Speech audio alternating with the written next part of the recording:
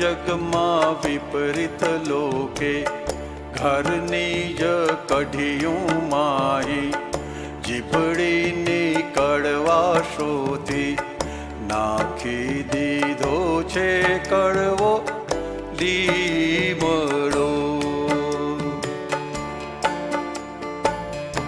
આખું એ ગામ વખાણે પણ ઘરમાં ઉપજે ન કાંઈ રૂડા દેખાવા બહાર વેરી દીધો છે મીઠો લીમડો.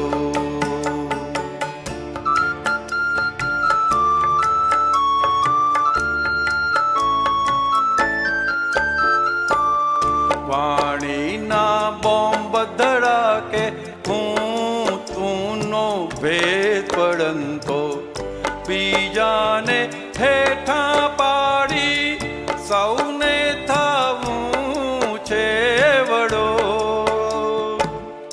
ઉદ્ધતને અવિનયી પાપોની શ્રીમંતાઈ જેની સાથે જીવવાનું ત્યાં પાડે અંતરાઈ. બોઝલ ડીઝાઈનું સાથીને મજબૂર કરતા મતભેદે મોઢા ચડતા ઊંધું વેતરશે આડઈ કાતરો.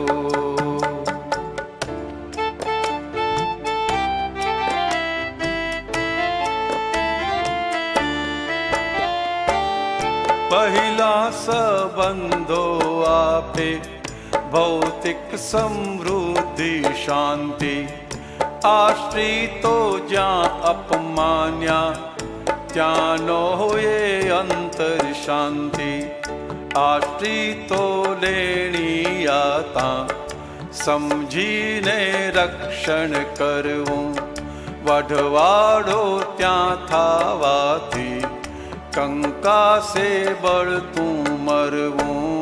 વિફરેલી વાઘણ સામે ઘરમાં ચૂપકી દી સેવે બૈરીને નમતું જોખે મર્દોમાં બુદ્ધિ સમજણ હોય તો.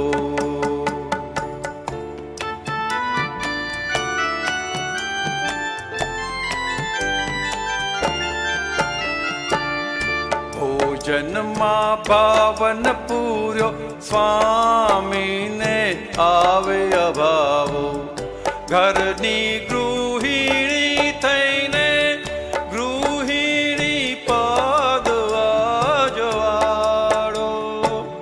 કોઈનું સ્વમાન ભાંગી ત્યાં રાખી માન અપેક્ષા આકાશી કુસુમો વત ના કર ત્યાં પ્રેમ પ્રતીક્ષા. પાડો અથડાવા આવે જાતે સંકોરાઈ જો ભટકામણ ટાળે સતિયું ઘરની મોભી છે શુરવીર ઓરતો.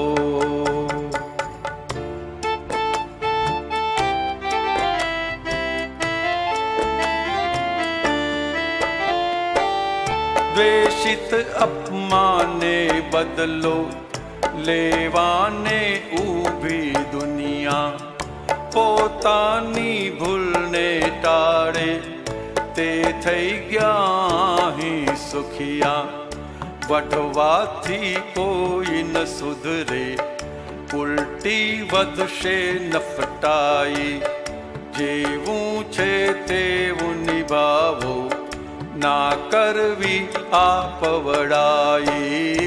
અણગમતું ના ઉખેડો ગમતાને બહુ ના ચિટકો अपना हिसाबे जोखम समभावे उकेलावो फाइलो।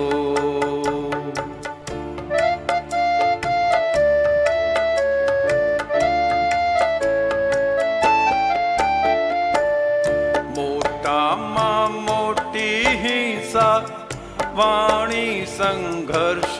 लड़ाई।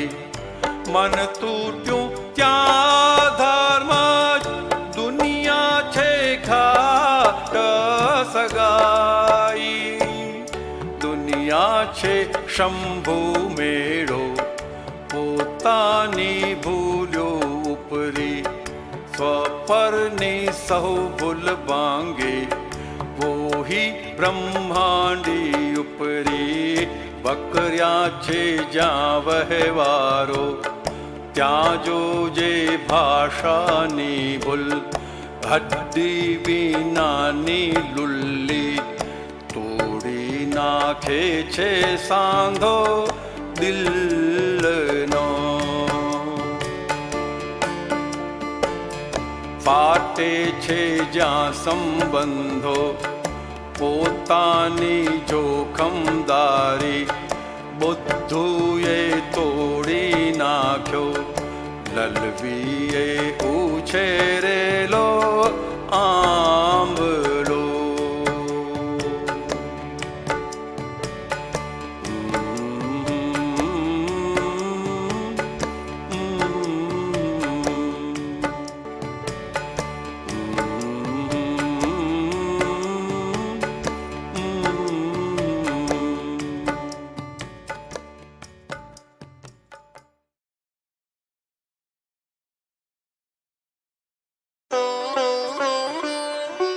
चैप्टर 23 लग्न जीवन सुखमय कैसे हो।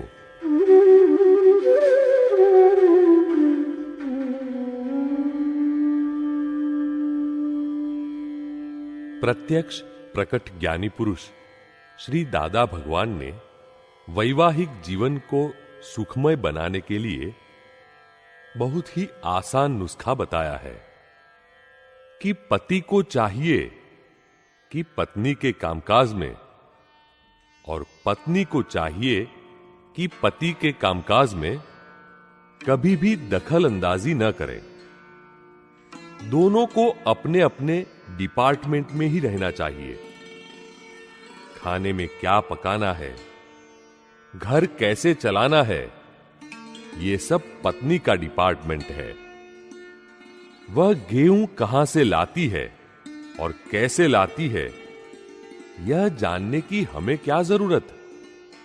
हां, वह हमें यदि कहे कि गेहूं लाने में कुछ तकलीफ हो रही है तो वह अलग बात है। लेकिन यदि हमें वह कुछ न कहे तो हमें उसके डिपार्टमेंट में दखल देने की जरूरत नहीं है।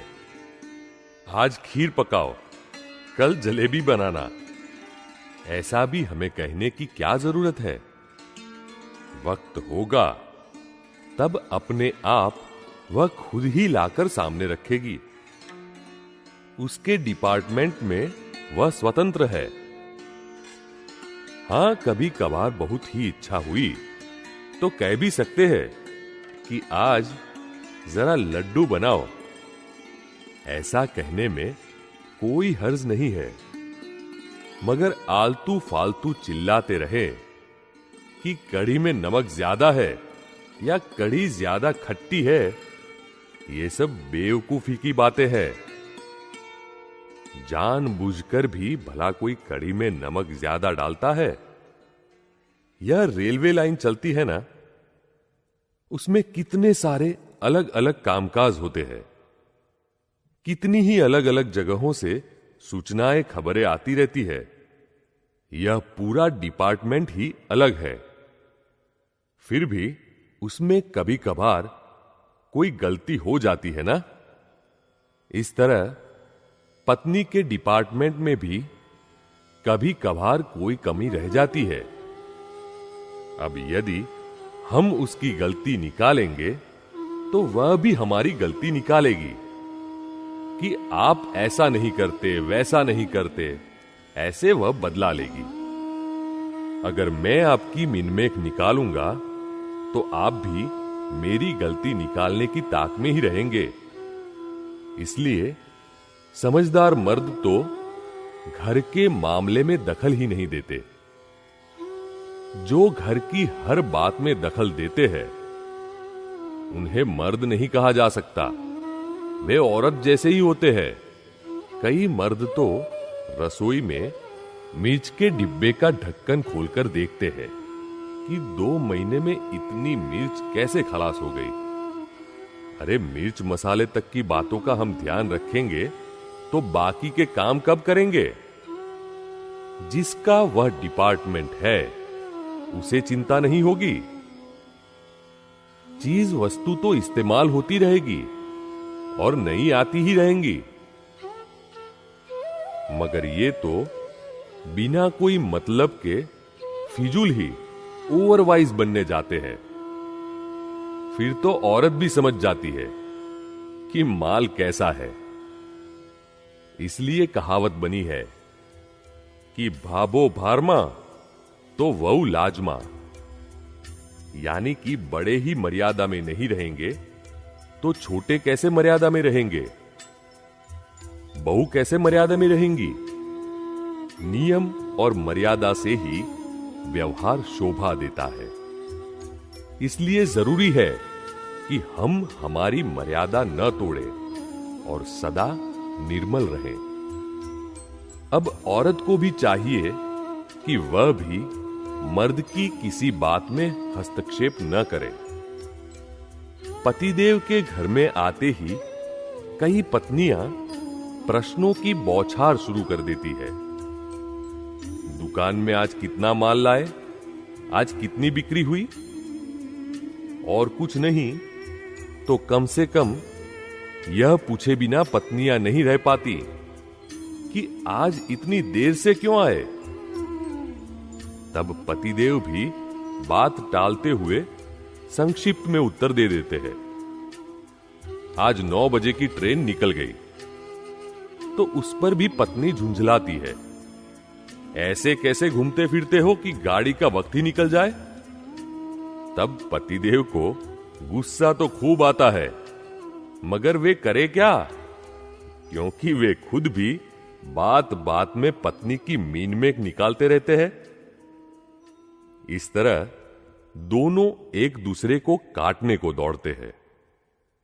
यह तो कैसी बात हुई कि बासमती चावल पकाए और फिर उसमें कंकड़ डालकर खाए, तो ऐसे में क्या स्वाद आएगा।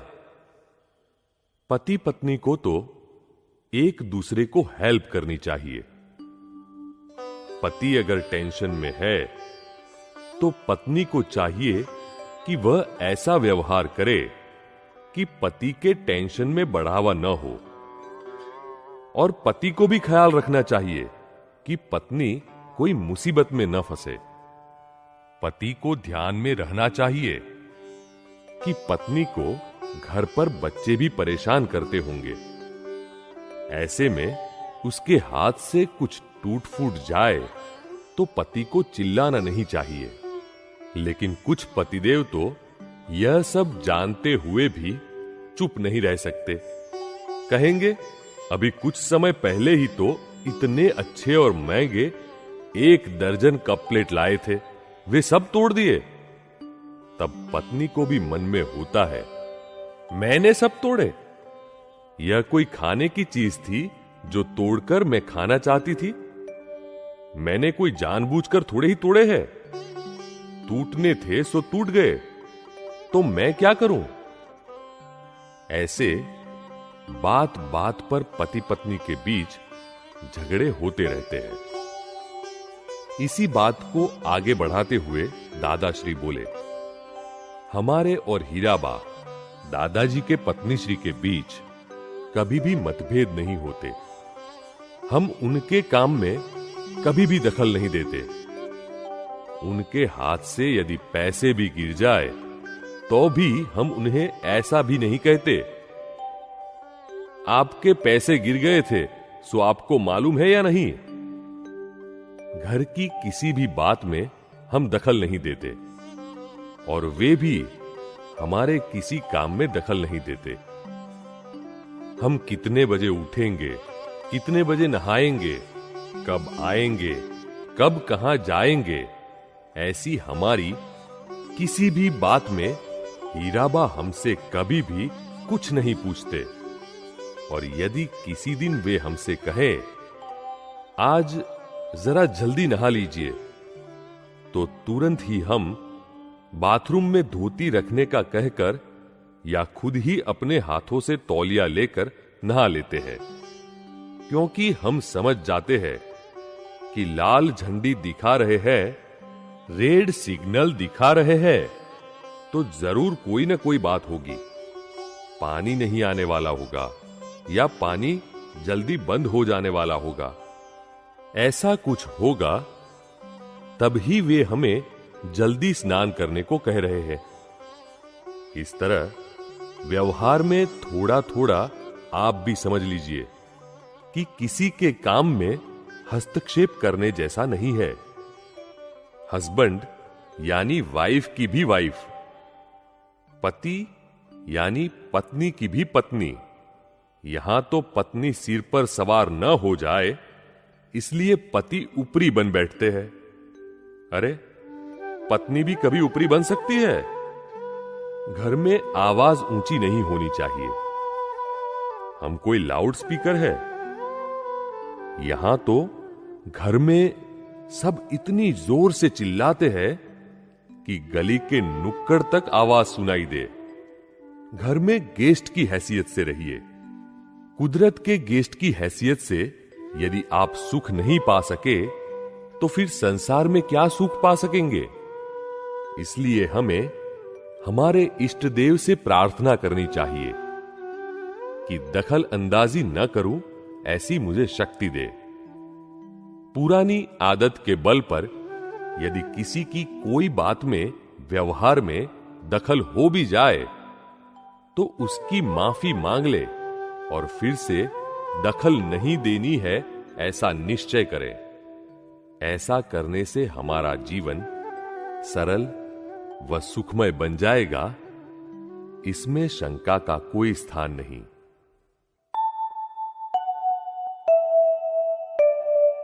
हाइलाइट्स: नियम और मर्यादा से ही व्यवहार शोभा देता है। इसलिए जरूरी है कि हम हमारी मर्यादा न तोड़े और सदा निर्मल रहे। घर में गेस्ट की हैसियत से रहिए। कुदरत के गेस्ट की हैसियत से यदि आप सुख नहीं पा सके, तो फिर संसार में क्या सुख पा सकेंगे?